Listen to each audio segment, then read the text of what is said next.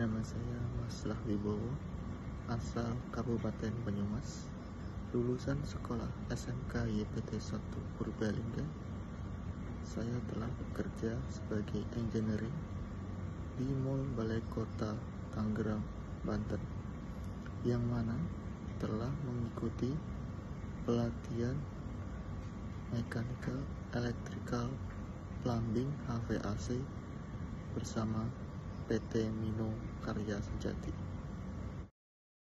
Kita kembali lagi di pelatihan PT Mino Karya Sejati. Saya akan mengajarkan tentang kompresor, ya. Kompresor sudah kita pretelin bahasa saya, ya. Kita lihat nih, ya, pretelinnya. Nah, kalau awalnya ini di atas nih, begini. Nah, oke. Nah, ini ada bahasa kita kalau di teknisi AC itu RSC, running, ya, coming, come, starting, ya. Nah, come on, ya, running, come on, starting. Oke. Kemudian di dalam kompresor ini ada sebelah, ya. Ini jalur di sini jalur isap, ya. Di dalamnya konsepnya ngisapnya itu ada energi ngisap, adalah impeller bahasa saya. Impeller itu adalah menciptakan energi isap yang ngambil salah satu kita anggap freon dari instalasi section, diisap masuk ke sistem rotor as. Di sini ada lubang, bisa lihat nih. Coba lihat di sini. Terlihat nggak lubangnya? Kelihatan ya? Oke. Nah, kelihatan lubang itu artinya lubangnya itu kecil banget, artinya akan keluar dengan tekanan tinggi. Ya, jadi ini berputar gini. Kalau hidup pompa, ini menjadi berputar karena apa? Karena adanya daya magnet di sini pada inti core besi. Karena arus listrik dialirin di pada kumparan, maka inti besi ini menjadi medan magnet, menciptakan medan magnet. Medan magnet dengan sudut-sudut fase tiap intinya itu berbeda terhadap rotor ini sendiri energinya, sehingga nanti dia berputar, ya. Nanti magnet itu akan memutarkan di arah kemana dengan sudut fase yang berbeda. Nah, kalau kita lihat, ya, kompresor ini bisa kita buka di sini. Ya, ini kita bisa buka untuk melihat sistem mekaniknya, energi daya isapnya. Bagaimana bisa dibuka, dan di bawah ini, ya, ini adalah menampung oli. Jadi oli berfungsi untuk pelumas sistem mekanik pada kompresor, ya. Ini kompresor berputar begini, berputar untuk menciptakan daya energi isap section dan buang, tekan, discharge. Itu guna kompresor untuk membuat sirkulasi sistem freon. Nah, di dalam kompresor itu ada dua sistem. Ada yang kita pakai sekarang ini adalah sistem screw. Ada juga sistem piston. Ya, saat ini saya nggak praktekin piston, ini sistem screw.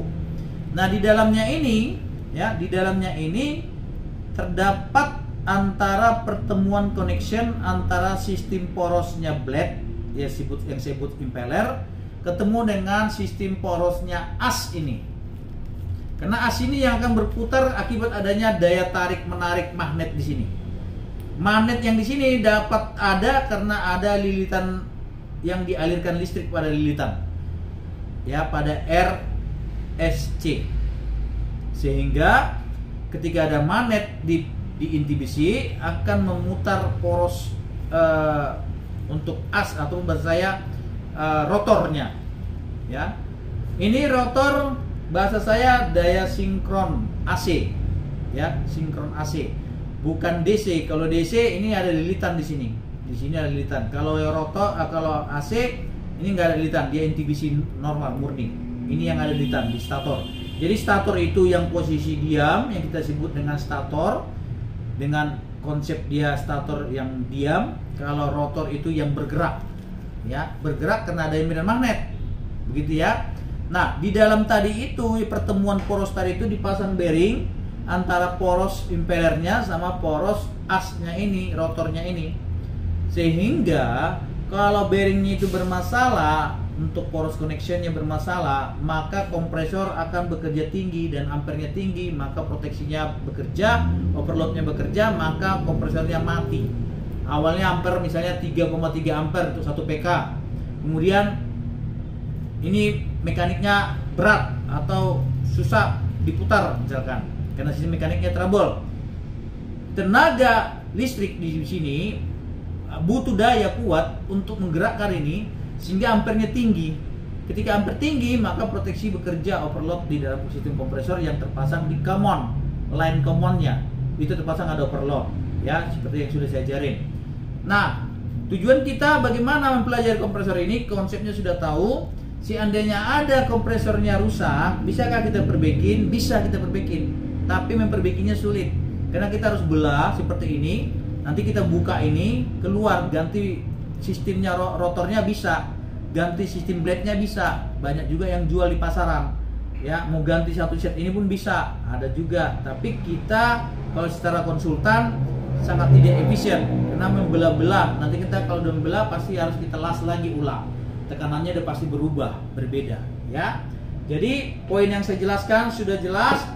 Kalau untuk mengetahui ini kita nggak tahu ya, mana ini R, mana ini S, mana ini C, ya, datang aja kemari belajar biar saya kasih tahu bagaimana rumusnya, ya. Di sini nggak saya kasih tahu rumusnya, tapi kalau kalian tahu ya silakan, nggak apa-apa, sama-sama tahu bagus, ya. Nanti di sini kita akan tahu di mana caranya untuk mengetahui mana ini R, mana ini S, mana ini C. Kalau kita sudah tahu cara mengukurnya, ya. Seperti itu untuk penjelasan saya dalam kompresor.